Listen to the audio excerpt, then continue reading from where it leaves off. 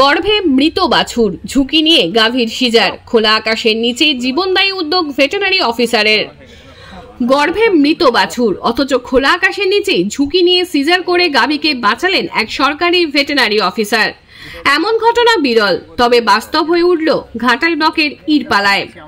9 বছরের গাভীটির মালকিন ইরপালার বাসিন্দা চায়না মল্লিক জানান, গাভীটির গর্ভে থাকা 8 মাসের বাছুরটি প্রায় 15 দিন আগেই মারা গিয়েছিল।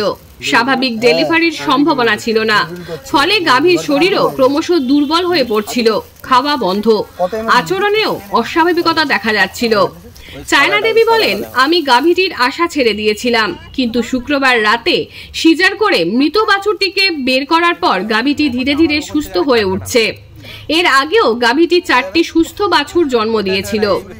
প্রাণী বন্ধুদের প্রাথমিক পরীক্ষার পর ব্লকের প্রাণী স্বাস্থ্য কেন্দ্রের সঙ্গে যোগাযোগ করা হয়। সেখান থেকেই খবর দেওয়া হয় দাসপুর 1 ব্লকের ভেট অফিসার শুভাশিস নস্করকে, যিনি এই ধরনের জটিল ও ঝুঁকিপূর্ণ কাজের জন্য পরিচিত। গৃহস্থ বাড়িতে গিয়েই সে গাভীটিকে পরীক্ষা করে শুভাশিস বাবু জানান, অবিলম্বে অপারেশন না করলে গাভীটি বাঁচবে না। কিন্তু ঘাটাল মহকুমায় এমন সার্জারি করার মতো কোনো সরকারি বা বেসরকারি পরিকাঠামো নেই। অগত্যা খোলা আকাশের নিচেই টর্চের আলোতে অপারেশন শুরু করেন তিনি ও সহকারী ভেট অ্যাসিস্ট্যান্ট রাহুল ঘোষ। দীর্ঘ কয়েক ঘন্টা ধরে মৃত বাছুরের ছিন্ন ভিন্ন অংশ গাভীর শরীর থেকে বের করে আনা হয়। অপারেশনের সময় গ্রামের মানুষজনও ভিড় জমিয়েছিলেন। শুভাশিস বাবু বলেন, এটা খুব ঝুঁকির কাজ ছিল, অপারেশন ছাড়া গাভীটিকে বাঁচানো যেত না। এখন গাভীটি জ্ঞান ফিরে পেয়েছে, খাওয়া শুরু করেছে, দাঁড়াতে পারছে। পুরোপুরি সুস্থ হতে আরো 15 দিন সময় লাগবে। স্থানীয় বাসিন্দারা বলেন, ভেট অফিসার সময় মতো না এলে গাভীটিকে হারাতেই হতো। এত ধৈর্য, এত নিষ্ঠা, এটাই একজন প্রকৃত সরকারি কর্মীর পরিচয়। সরকারি চাকরি মানেই কেবল নিয়ম মেনে অফিস নয়, কোথাও কোথাও সেটা হয়ে ওঠে প্রাণের সেবা করার এক মহান দায়িত্ব। সমাজ এইসব মানুষের কাছেই চিরঋণী। তৃপ্তি পাল কর্মকারের রিপোর্ট, আমি সৌমিনাথ দত্ত, স্থানীয় সংবাদ। তোর কাছে 100 ml আছে তো? ও তো এ না পাশে না থাকলে আমি দিতাম। মুখটা কাটা নাই।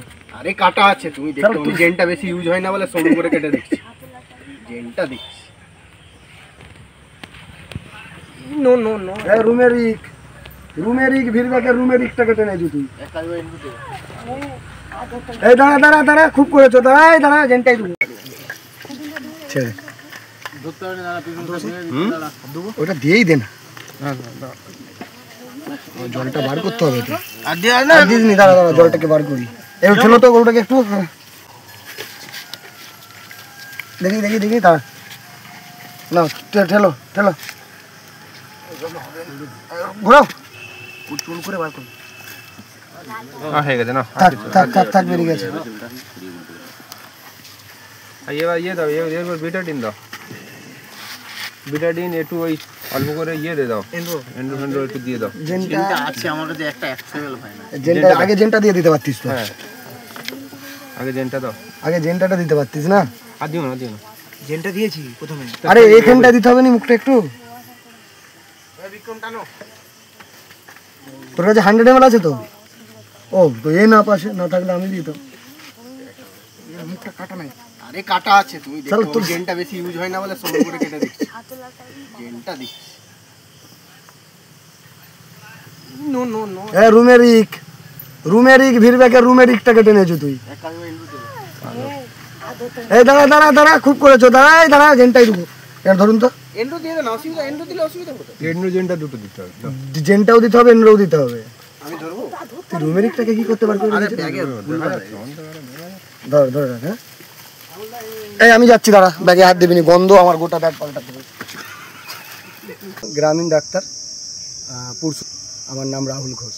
তারপর আমি আমার স্যার শুভাশিস নস্কর বাবু, উনি অ্যাজ এ ভিও, ওনাকে আমি নিয়ে আসি এবং গরুটিকে 5.5 ঘন্টা ধরে অপারেশন চালাই। অপারেশন চালানোর পর গরুটা আজকে সম্পূর্ণ সুস্থ এবং আশা করি গরুটা সুস্থ হয়ে যাবে। আচ্ছা, আপনি এই সিদ্ধান্ত নিলেন কি করে? অ্যাকচুয়াল গরুটা যদি নর্মালি ডেলিভারি হয়ে যেত তাহলে হয়তো এই সিদ্ধান্তটা নিতে হতো না, কিন্তু কোনো মতেই নর্মালি ডেলিভারি করানো না যাওয়ার কারণে আমাদেরকে বাধ্য হয়ে এই সিদ্ধান্তটা নিতে হয়েছে। ঘাটাল মহকুমার সমস্ত খবর সঙ্গে সঙ্গে পেতে আমাদের এই চ্যানেলটিকে সাবস্ক্রাইব করুন।